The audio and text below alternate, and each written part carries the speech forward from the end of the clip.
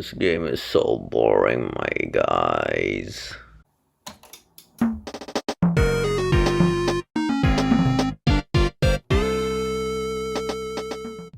This game is boring as all hell and has no reason to exist. But nerdly, this game is almost a decade old. This is literally just a port of a game and nothing else. There hasn't been another 2D Mario game ever since. And this game was intended to a much younger audience, so why are you complaining? Okay, but so my response to that is 2012, what the fuck? Has it been that long already? I don't know when this game came out. I was like 7, what the fuck? I guess time really does fly by when you're all grown up. Damn, I'm old. Anyway. So yeah, New Super Mario Bros. U is kinda dry and boring. But why? Well, you know that feeling when you're mindlessly driving in a highway and you're not paying attention to anything, just the road, you're not really thinking of anything and no one's talking to you? Yeah, that feeling. That's exactly how it feels like playing New Super Mario Bros. U. Yeah, think of it like that. But in game form, it's mindlessly easy and boring. But nerdly, remember when I said this game was intended for younger audiences? This game is supposed to be easy so anyone can enjoy. And to that I say, well yes, but so are the older games. Super Mario Bros. 2.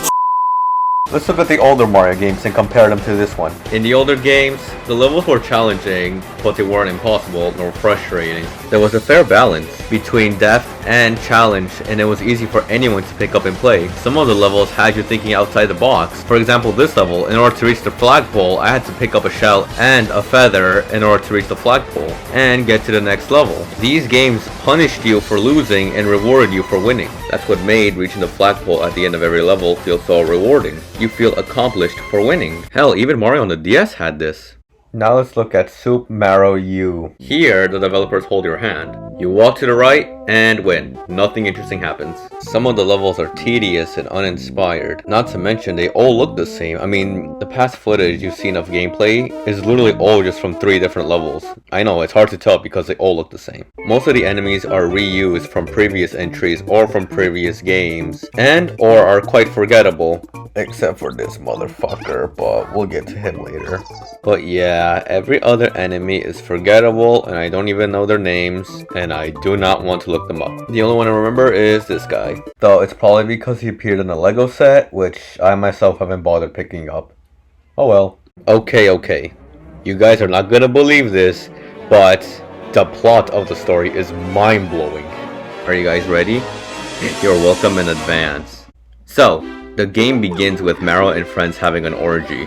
Until bam, terrorism. Bowser is mad that he wasn't invited to the orgy and kicks Mario out of his own house. I'm shocked too, that was such a good plot. Now let's talk about the music. It's really awful. Yeah, the music in this game is really bad. Every Mario game has that one iconic theme, and it's usually, if not always, the first stage. For example, Mario 1 starts with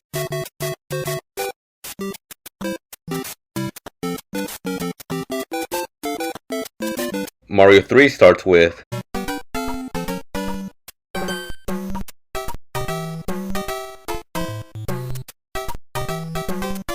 and I'm not just talking about the older games, even the new games. Like, take a listen to Mario 3D World.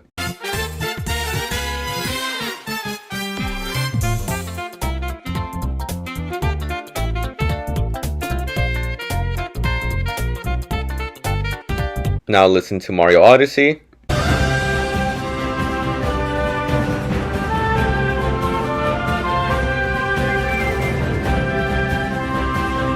Now let's listen to Mario U.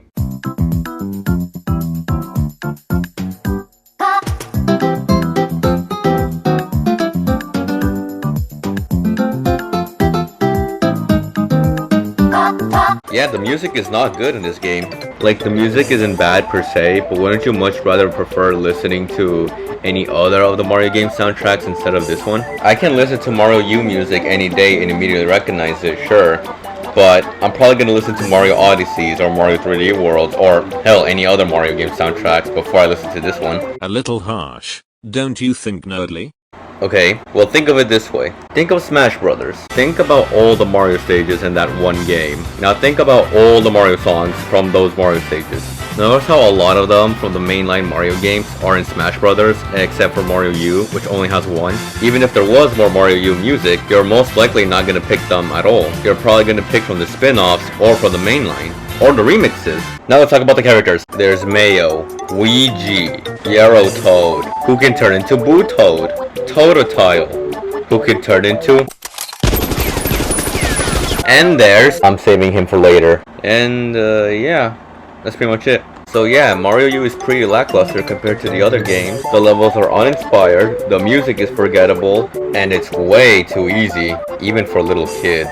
But enough talking shit about this game. Let's talk about the positives. The world map looks good, finding all the secrets is fun, and it adds replayability to the game. Playing the secret levels is also fun. And last but certainly not least, we need to talk about Nabbit. Nabbit is a fun and new character to the Mario universe.